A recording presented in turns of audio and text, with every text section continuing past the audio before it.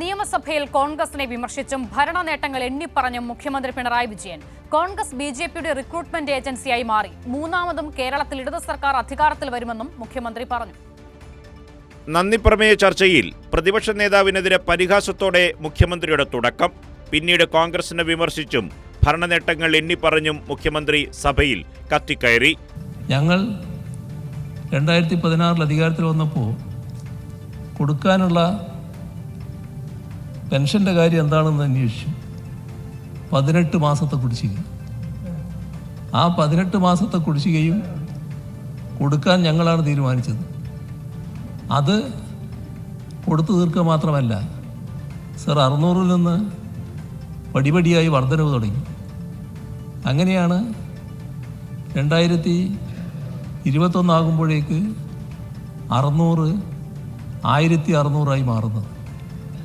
ഇതെല്ലാം നാടിൻ്റെ ചരിത്രത്തിൻ്റെ ഭാഗമല്ല. ആ വസ്തുത ബഹുമാനായ പ്രതിപക്ഷ നേതാവ് മറച്ചു വെക്കുന്നത് ശരിയാണ്. കോൺഗ്രസ് ബിജെപിയുടെ റിക്രൂട്ട്മെന്റ് ഏജൻസിയായി മാറി.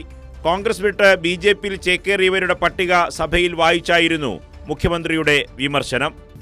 രാജ്യത്തെ ബിജെപിയുടെ റിക്രൂട്ടിംഗ് ഏജൻസിയായി മാറുകയല്ലേ.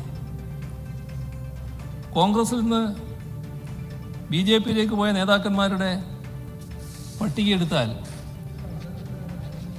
അതിൽ മുൻ മുഖ്യമന്ത്രിമാർ, PCC അധ്യക്ഷന്മാർ എല്ലാമാണല്ലോ.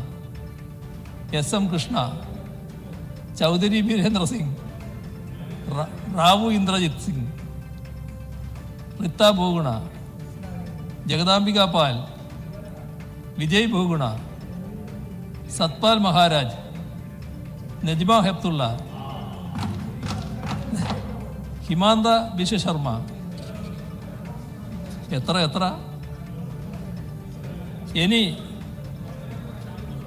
അരുണാചൽ പ്രദേശ് 2014, മണിപ്പൂർ 2017, ഗോവ 2017, കർണാടക 2018-19, മധ്യപ്രദേശ് 2020. ഈ സംസ്ഥാനങ്ങളിലെ നിയമസഭാ തെരഞ്ഞെടുപ്പുകളിൽ കോൺഗ്രസ് ആണല്ലോ വിജയിച്ചത്. കോൺഗ്രസ് ജയിച്ചു വന്ന, ഞാൻ നേരത്തെ പറഞ്ഞ അരുണാചൽ പ്രദേശ്, മണിപ്പൂർ, ഗോവ, കർണാടക, മധ്യപ്രദേശ്, അവിടെ ആരാണ് അധികാരത്തിൽ വന്നത്? BJP. എങ്ങനെയാണ് അത് സാധ്യമാക്കിയത്? മൂന്നാമതും കേരളത്തിൽ ഇടതു സർക്കാർ അധികാരത്തിൽ വരുമെന്നും മുഖ്യമന്ത്രി പറഞ്ഞു. രമേശ് ചെന്നിത്തല ഒരു സർ അതല്ല, അതിനും മേലെ എന്ന് പറഞ്ഞിട്ടില്ലേ? അതുക്കും മേലെയാണ് LDF വരാൻ പോകുന്നത്. ആ അവസ്ഥയാണ് കേരളത്തിൽ. അത്തരമൊരു സാഹചര്യമാണുള്ളത്. ബാക്കി ജനങ്ങൾ തീരുമാനിക്കട്ടെ. ജനങ്ങളാണല്ലോ കാര്യങ്ങളെല്ലാം തീരുമാനിക്കേണ്ടത്. നമുക്ക് അവിടെ കാണാം എന്താണ് അതുമായി ബന്ധപ്പെട്ട് പറയാനുള്ളത്. കേരളത്തിന്റെ താൽപര്യത്തിന് എതിരായി നിൽക്കുന്ന പ്രതിപക്ഷം, UDFന്റെ വർഗീയ പ്രീണനം, ഇവയെല്ലാം അക്കമിട്ട് നിരത്തിയാണ് മുഖ്യമന്ത്രി പ്രസംഗം അവസാനിപ്പിച്ചത്. കൈരളി ന്യൂസ്, തിരുവനന്തപുരം.